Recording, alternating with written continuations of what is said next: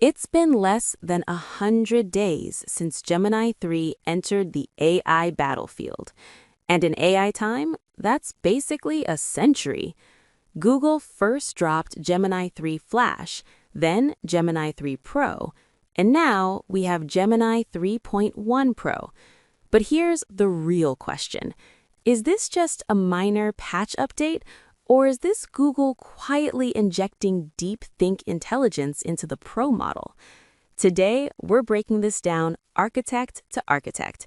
Benchmarks, RL improvements, thinking modes, real demos, and what this means for the AI ecosystem. Why 3.1 is a big deal? The naming itself is interesting.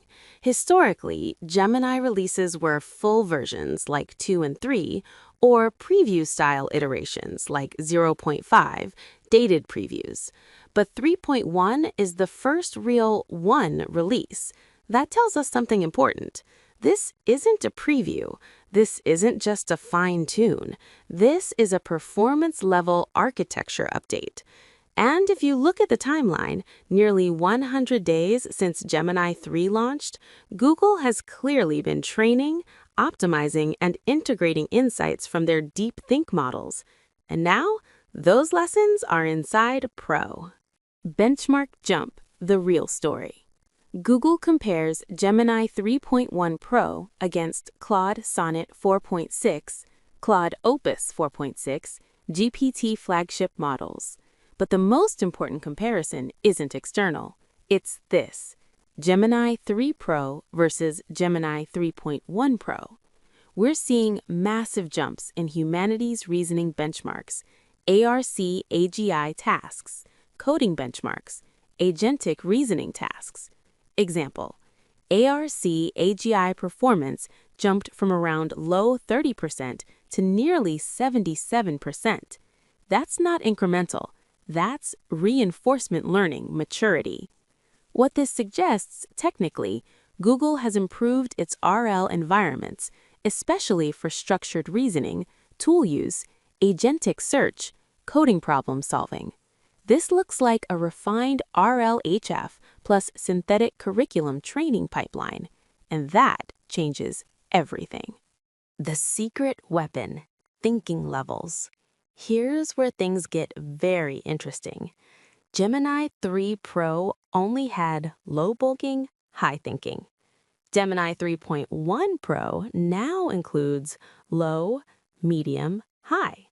This is huge. Why? Because when you set thinking to high, you're essentially activating a deep think mini mode.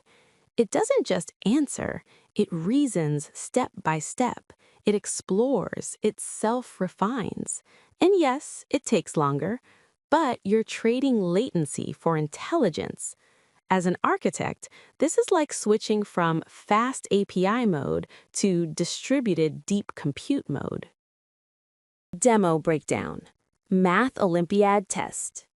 When tested against a difficult international Math Olympiad-style problem, Deep Think previously took about 17 minutes. Gemini 3.1 Pro, high thinking, solved it in about 8 minutes.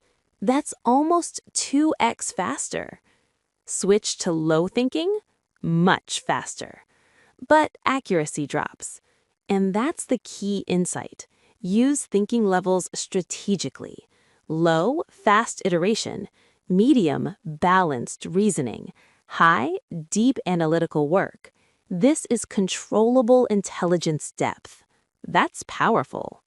Creative capabilities, SVG generation. Another interesting test, SVG generation. Prompt: create an SVG of a cat riding a bicycle. The output? Structured SVG, functional rendering, bicycle chain included, pedal alignment correct, character form consistent. This suggests the model has improved spatial reasoning and structural generation, which again hints toward better reinforcement learning environments, not just bigger weights, smarter training. Where you can use Gemini 3.1 Pro. You can try it in Google AI Studio, Google Cloud, Vertex AI, Gemini Pro Plan, Google Apps powered by Gemini.